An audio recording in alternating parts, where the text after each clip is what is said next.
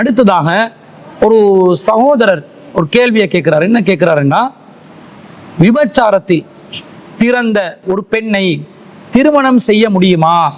அப்படி திருமணம் செய்தால் வாழ்க்கையில் ஏதும் பிரச்சனைகள் ஏற்படுமா? தயவு செஞ்சு எனக்கு இதை விளக்குங்க, அல்லாஹ்வுக்காக விளக்குங்க என்று சொல்லி ஒரு சகோதரர் கேள்வி கேட்டிருக்கிறார். அதாவது அவர் என்ன கேட்கிறாருன்னா, விபச்சாரத்தின் ஜினா மூலம் பிறந்த ஒரு பெண்ணை திருமணம் செய்வது கூடுமா, இஸ்லாத்தில் அனுமதிக்கப்பட்டதா என்று கேட்கிறார். இஸ்லாத்தில் ஒரு அடிப்படையை நாங்கள் விளங்கிக் கொள்ளணும். ஒருவர் ஒரு தவறு செய்கிறாருண்டா அந்த தவறுக்கு இன்னொருவர் பொறுப்பாக மாட்டார். இஸ்லாத்துடைய மிக பேசிக்கான ஒரு கொள்கையை விளங்கப்படுத்தக்கூடிய ஒரு அடிப்படை தான் அது. அல்லாஹ் தஆலா திருக்குர்ஆன்ல 6வது அத்தியாயத்துல 164வது வசனத்துல சொல்கிறான். அது போன்று இன்னும் ஏராளமான இடங்கள் அல்லாஹ் சொல்கிறான், வலா தஸிரு வாஸிரத்துன் விஸ்ர உஹ்ரா, ஒருவரின் சுமையை இன்னொருவர் சுமக்க மாட்டார். ஒருத்தர் செய்கின்ற பாவ சுமை இருக்கிறதே அதை இன்னொருவர் சுமப்பாரான்னு கேட்டா கண்டிப்பாக சுமக்க மாட்டார். இன்னும் சொல்ல போனால் இஸ்லாத்துக்கும் கிறிஸ்தவத்துக்கும் வேறுபாடாக இருக்கக்கூடிய அடிப்படையான அம்சமே இதுதான். ஒருத்தருடைய பாவத்தை இன்னொருத்தர் எப்படி சுமப்பார்? அவன் செய்யற பாவத்தை அவன் சுமக்கணுமே தவிர, அவன் செயல்பட்ட வாழ்க்கைக்காக மறுமையிலே அல்லாஹ்வுக்கு ஜவாபு சொல்லணுமே தவிர, என்னுடைய தந்தை செய்த குற்றத்துக்காக நான் விசாரிக்கப்படுவதோ, நான் செய்யும் குற்றத்துக்காக என்னுடைய மகன் விசாரிக்கப்படுவதோ இஸ்லாத்தில் கிடையவே கிடையாது. ஒருவர் சுமையை இன்னொரு மீது சுமத்துவது என்பது அல்லாஹ்வுடைய நீதிக்கு எதிரான உண்டு. அல்லாஹ் ஒருபோதும் அதை ஆதரிப்பதில்லை. அப்ப பெற்றோர்கள் விபச்சாரம் செய்த காரணத்தினால், ஜினா என்ற பெரும் பாவத்தை செய்த காரணத்தினால் அதுல பிறந்த குழந்தை அந்த குற்றத்துக்கு எப்படி உள்ளாகுவார்? அது மார்க்கம் அங்கீகரிக்குமா? ஒருபோதும் அங்கீகரிக்காது. அந்த குழந்தை இஸ்லாத்தில் தூய்மையான முறையில் பிறக்கின்ற ஒரு குழந்தை. இந்த ஜினா என்ற பாவத்திலிருந்து விடுவிக்கப்பட்ட நிலையில், ஜினா என்ற பாவத்துக்கு தொடர்பில்லாத நிலையில் தூய்மையான ஒரு முறையில் பிறக்கின்ற குழந்தையாகத்தான் அந்த குழந்தை கருதப்படும். அந்த குழந்தை பெருசாகி ஆளாகி இன்னொருத்தர திருமணம் முடிக்க போனா உன்னை பெற்றோர்கள் செஞ்ச பாவத்துக்கு நீயும் பொறுப்பு என்று சொல்லி அவங்கள ஹராமாக்குறதுக்கு இஸ்லாத்துல என்ன அடிப்படை இருக்குது? ஒரு அடிப்படையும் இல்லை. அல்லாஹ் தஆலா திருக்குர்ஆன்ல விபச்சாரம் செய்தவர்களை திருமணம் முடிக்க கூடாது என்று சொல்கிறானே தவிர அவர்களுடைய சந்ததிகளை திருமணம் முடிக்க கூடாது என்று அல்லாஹ் சொல்லல.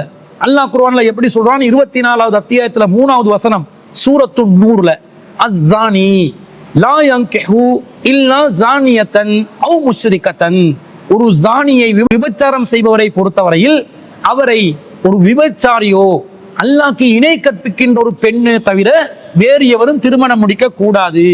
வஸ்ஸானியது, விபச்சாரம் செய்யும் பெண்ணை பொறுத்தவரையில் லா யன்கிஹுஹா இல்லா ஜானின் அவ் முஷ்ரிகின், அவளை விபச்சாரம் செய்யும் ஒரு ஆணோ அல்லது இணை கற்பிக்கும் ஒரு ஆணோ தவிர வேறு யாரும் திருமணம் முடிக்க கூடாது.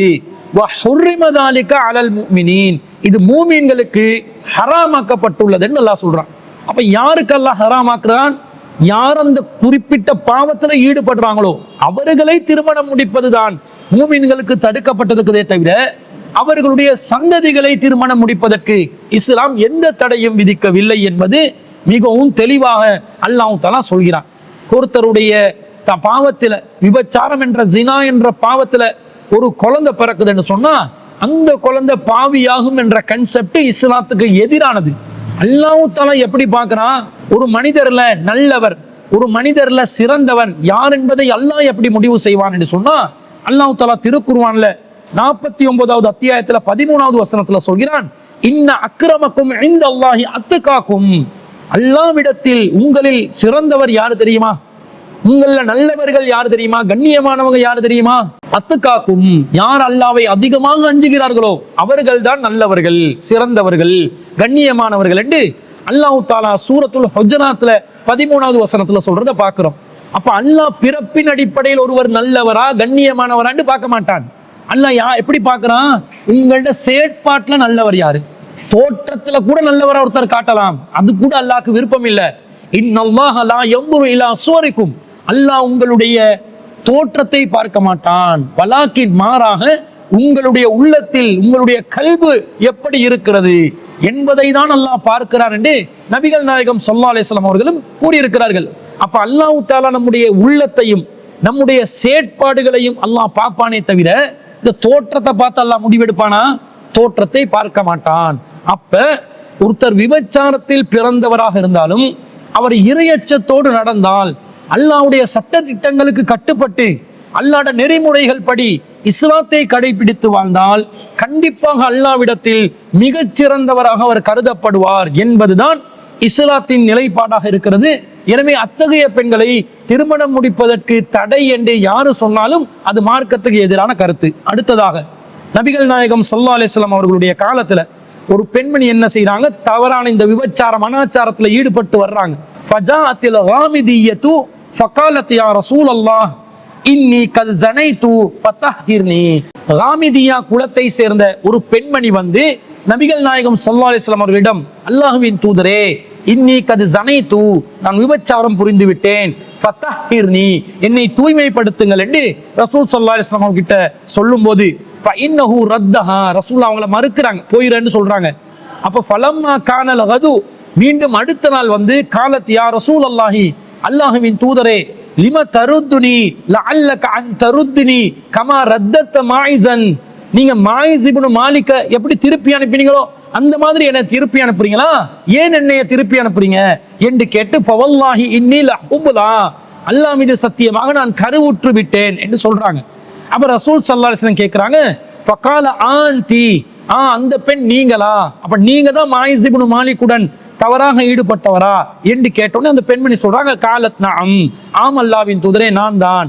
அப்ப ரசூல் ஸல்லல்லாஹு அலைஹி வஸல்லம் சொல்றாங்க, இம்மாலா ஃபத்ஹபி ஹத்தா தலிதி, நீ குழந்தையை பெற்றெடுக்கும் வரைக்கும் சென்று விடு என்று சொல்லி நபி ஸல்லல்லாஹு அலைஹி வஸல்லம் அனுப்பி விடுறாங்க. அந்த பெண்மணி என்ன செய்யறாங்க, ஃபலம்மா வலதத் அத்ததுஹு பிஸ்ஸபி, அந்த பெண்மணி குழந்தையை பெற்றெடுத்தோன்னே கை குழந்தையோட வந்து ஃபீ கிர்ஃபத்தின், ஒரு துணியில அந்த குழந்தையை எடுத்து வந்து காலத் ஹாதா கத் வலத்துஹு, இதான் நான் பெத்தெடுத்த குழந்தை என்று ரசூலுக்கு காட்டினோன்னே இஸ்ஹபி, நீ மீண்டும் சென்று விடு, ஃபஅர்லிஹி, அந்த குழந்தைக்கு பால் ஊட்டு, ஹத்தா தஃப்திமிஹி, அந்த குழந்தை பால் குடியை மறக்கும் வரைக்கும் பால் ஊட்டு என்று சொன்னோன்னே அந்த பெண்மணி போய் பால் ஊட்டுற அந்த வயசு முடியும் வர காட்டிலும் பால் ஊட்டிட்டு கிட்டத்தட்ட 2 வருஷ காலம் முடிஞ்சு மீண்டும் வந்து நபி ஸல்லல்லாஹு அலைஹி வஸல்லம் அவர்களிடம், ஆதாயா நபி அல்லாஹி, அல்லாஹ்வின் நபி அவர்களே, கது ஃபதம்துஹு வகது அகலத் தஆம், இதோ நான் பால் குடிய கூட அவனுக்கு முழுசா நிறைவேற்றி விட்டேன், இப்போது அவன் உணவை தானாக உண்ணக்கூடிய நிலைக்கு வளர்ந்து விட்டான் என்று சொன்னோன்னே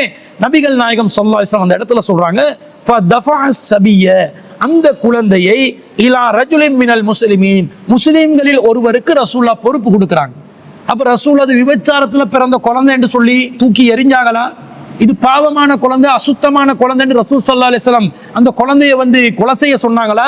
இல்ல, அந்த குழந்தைய முஸ்லிம்கள் ஒருவருக்கு பொறுப்பு கொடுத்து சும்மா அமர பிஹா ஃபஹ்ஃபிரலஹா இலா ஸத்ரிஹா வ அமர அன்னாஸ ஃபரஜமஹா, பிறகு நபி ஸல்லல்லாஹு அலைஹி வஸல்லம் அந்த பெண்மணியை ஒரு குழிக்குள்ளே அப்படியே புதைக்க சொல்லி களத்து வரைக்கும் மண்ணை நிறைத்து பிறகு கல்லறி தண்டனையை நிறைவேற்றுமாறு சொன்னார்கள் என்ற செய்தியை நாங்கள் சஹீஹ் முஸ்லிம்ல 3499வது செய்தியா பார்க்கிறோம். அப்ப விபச்சாரத்துல ஒரு குழந்தை பிறந்தா இஸ்லாத்தின் பார்வையில் அந்த குழந்தை அசுத்தமான குழந்தை கிடையாது, அந்த குழந்தை பரிசுத்தமான குழந்தை. அந்த குழந்தைக்கு ஒருவர் பொறுப்பெடுத்து அந்த குழந்தையை வளர்த்து ஆளாக்குற வேலையை செய்யணும். இதே அந்த பெற்றோர்கள் அந்த விபச்சாரத்தில் ஈடுபட்டவர்களுடைய பொறுப்பில் அந்த குழந்தை வளர்ந்தாலும் அந்த குழந்தை அசுத்தமான குழந்தையாக ஆகாது என்பது அல் குர்ஆன் ஹதீஸ்ல இருந்து நாங்கள் தெளிவாக விளங்கிக் கொள்கிறோம்.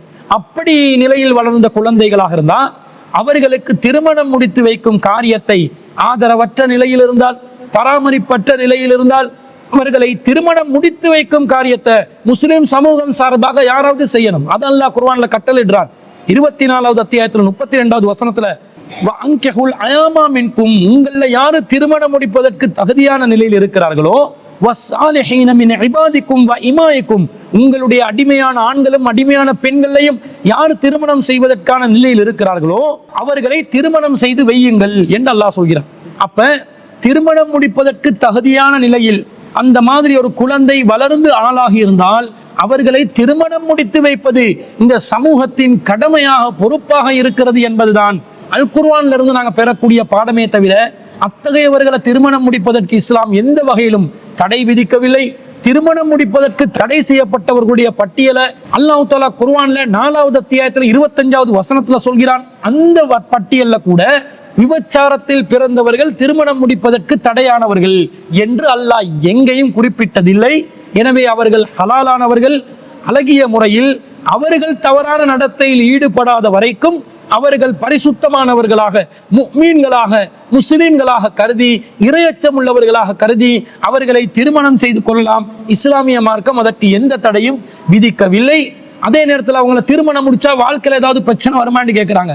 அப்படி ஒவ்வொரு விஷயத்தை வச்சு பிரச்சனை வருதுன்றது இல்லை. வாழ்க்கை என்பது ஒரு சோதனை களம். அந்த பெண்ணை திருமணம் முடிச்சாலும் சரி, வேற பெண்ணை திருமணம் முடிச்சாலும் சரி, அல்லாஹ் வாழ்க்கையில நல்லது கெட்டது என்று கலந்த நிலையில தான் வாழ்க்கையை அமைத்து வைத்திருக்கிறான். நல்லது நடக்கும் போதும் அல்லாஹ்வை புகழ்ந்தவர்களாக, தீங்கு நடக்கும் போதும் அல்லாஹ்விடம் பாதுகாவல் தேடி அல்லாஹ்விடம் உதவி நாடக்கூடியவர்களாக நம்முடைய ஈமானை வைத்துக் கொண்டு நாம் பயணிக்க வேண்டுமே தவிர, இந்த மாதிரி காரணிகளால் எல்லாம் நம்முடைய வாழ்க்கையில பல அசௌகரியங்கள் ஏற்படும் என்ற நம்பிக்கை இஸ்லாத்துக்கு எதிரான ஒரு நம்பிக்கை. அப்படி அல்லாஹ் தஆலா ஏற்படுத்துவதில்லை. நம்முடைய நம்பிக்கை பிரகாரம் நல்லது தீங்கு எல்லாமே அல்லாஹ்விடமிருந்து வரக்கூடியது. நாம் அல்லாஹ்வை சார்ந்து தீங்கு ஏற்படும் போது அல்லாஹ்விடம் பாதுகாவல் தேட வேண்டும் என்பதுதான் இஸ்லாத்தின் வழிமுறையாக இருக்கிறது என்பது அந்த கேள்வி கேட்ட சகோதரருக்கு நாங்கள் பதிலாக பதிவு செய்து கொள்கிறோம்.